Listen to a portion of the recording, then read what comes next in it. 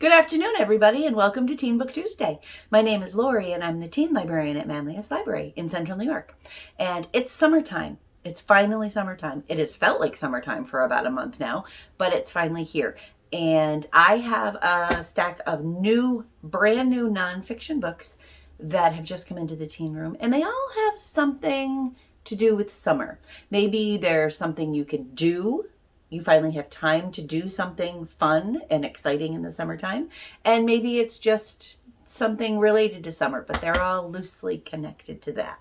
I'm going to start with Courageous Creativity, Advice and Encouragement for the Creative Life by Sarah Zarr. And there's the cover. And it says on the back, it can be scary to create something. Before you can even work on your craft, you have to face down the negative voices inside your head that say you don't have anything valuable to offer. Well, you do have something to offer. And this book is a great way to get started.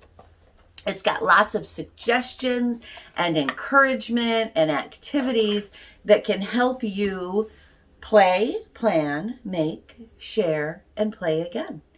And it's just fabulous to get yourself started in whatever your creative endeavor might be, whether it's music or art or gardening or cooking, and I'll have more on cooking in a little bit, writing, playing, anything. So that's Courageous Creativity. And this is a really fun and useful book. The next one is called Wolf Girl, Finding Myself in the Wild by Danica Markegard. And there's the cover. And this is a young environmentalist's inspiring coming-of-age journey of learning, discovery, and survival. As a teen runaway rebelling against our environmentally devastating culture, Danica Markegard needed to find an authentic and connected way to live. Wolf Girl takes readers on Danica's journey from the wilderness immersion school where she was taught by indigenous elders and wildlife trackers, to hitchhiking across the Pacific Northwest, to Alaska, where she fell in love with tracking wolves, who became her guides as she has become a leader in the regenerative agricultural movement. So this is a great story if you're interested in activism or survival, climate change, or just young adults being present in their lives and doing something great for the world. And that's Wolf Girl, Finding Myself in the Wild by Danica Markegard. Next up, baseball, because it's baseball season. And I don't know about you, but one of my favorite things to do in the summertime is to watch baseball, to go to games, even to listen to it. I will often listen to baseball while I'm gardening. Well, this is called Baseball's Leading Lady, Effa Manley and the Rise and Fall of the Negro Leagues. And it's by Andrea Williams. And there's the cover. And Effa Manley was an activist. She was a baseball player, competitor, trailblazer, and she is the only woman inducted into the National Baseball Hall of Fame. Before Jackie Robinson broke Major League Baseball's color barrier in 1947, black athletes played in the Negro Leagues on teams coached by black managers, cheered on by black fans, and often run by black owners. This is the riveting true story of the woman at the center of the black baseball world, Effa Manley, co-owner and business manager of the Newark Eagles. Elegant and gutsy, she cultivated a powerhouse team. Yet, just as her Eagles reached their pinnacle, so did calls to integrate baseball, a move that would ultimately extinguish the Negro Leagues. On and off the field, Effa hated to lose.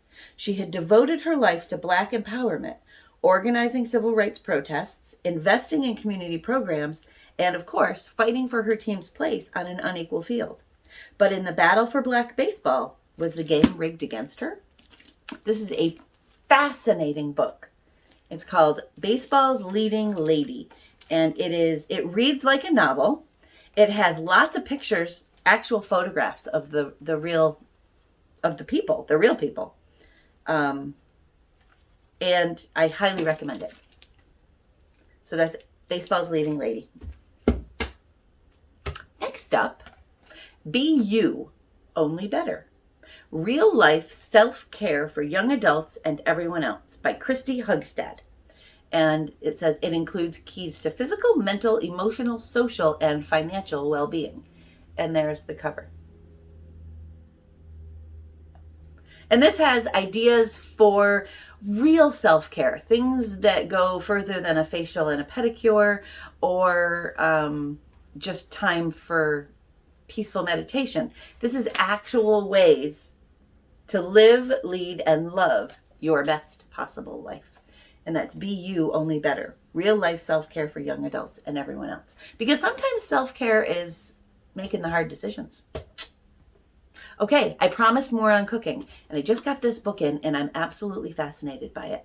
It's called Why We Cook: Women on Food, Identity, and Connection by Lindsay Gardner, with essays, interviews, recipes, and more from 112 women in food. And that includes restaurateurs, activists, food writers, professional chefs, and home cooks, all of whom are changing the world of food. It's really fascinating. It talks about cultural identity and personal identity and food. The recipes are actually doable. You can make the recipes without, they don't have all the crazy ingredients that some cookbooks do. There's little blurbs that you can read. The illustrations are wonderful. So highly recommended. Why We Cook: Women on Food, Identity, and Connection. And I don't know about you, but one of my favorite things to do in the summertime is experiment with different recipes. And this will give you reasons behind some of the recipes that you're working on. Next up, the Olympics, because the Olympics are in a month. And so I have this one. It's called Games of Deception: The True Story of the First U.S. Olympic Basketball Team at the 1936 Olympics in Hitler's Germany. And it's by Andrew Marinus. And there it is. On a scorching hot day in July 1936, thousands of people cheered as the U.S. Olympic teams boarded the SS Manhattan bound for Berlin. Among the athletes were the 14 players representing the first ever U.S. Olympic basketball team. As thousands of supporters waved American flags on the docks, it was easy to miss the one courageous man holding a Boycott Nazi Germany sign. But it was too late for a boycott now. The ship had already left the harbor. 1936 was a turbulent time in world history. Adolf Hitler had gained power in Germany 3 years earlier. Jewish people and political opponents of the Nazis were the targets of vicious mistreatment, yet were unaware of the horrors that awaited them in the coming years. But the Olympians on board the SS Manhattan and other international visitors wouldn't see any signs of trouble in Berlin. Streets were swept, storefronts were painted, and every German citizen greeted them with a smile. Like a movie set, it was all just a facade, meant to distract from the terrible things already happening behind the scenes. This is the incredible true story of basketball, from its invention by James Naismith in Springfield, Massachusetts in 1891 to the sport's Olympic debut in Berlin, and the eclectic mix of people, places, events, and propaganda on both sides of the Atlantic that made it all possible. So that's Games of Deception: The True Story of the First U.S. Olympic Basketball Team at the 1936 Olympics in Hitler's Germany, by Andrew Marinus. So if you're interested in history or sports or the Olympics, this would be for you.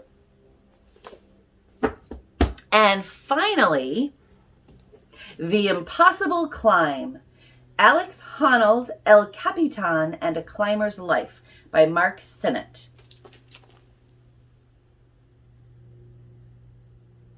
And this is the story of Alex Honnold's historic free solo ascent to of El Capitan. It's in Yosemite National Park, and it's adventure and survival, and it takes place in the summertime. There's lots of pictures of the climbing. It's a great story. It's on the edge of your seat, exciting, and it's pretty interesting. So that's The Impossible Climb by Mark Sinnott. All right, there you go. A whole stack of nonfiction. Oh, kind of loosely related to summer. I hope that you found something that you'd be interested in reading. If you did, or if there's anything else that you'd like to read, pop over to our website and put it on hold and come in, and we'll let you know when it's available and you can come in and get it. Or just come into the library. We're open regular hours, and we miss you. We would love to see you. We're glad that things are opening back up again, and we hope that you will come visit us soon. Thanks for joining me today. My name is Lorie. I am the teen librarian at Manlius Library, and you can find me here on our YouTube channel every single Tuesday. This week and next week, I'm available at 4 o'clock. Starting the first week in July, I will be at 2:30. The video will become available at 2:30. Registration for the Teen Summer Reading Program and all of the other events has begun. You can find all of that information on our calendar, which is over on the website at manliuslibrary.org. Again, thanks for joining me today. I'll see you next time. Happy reading.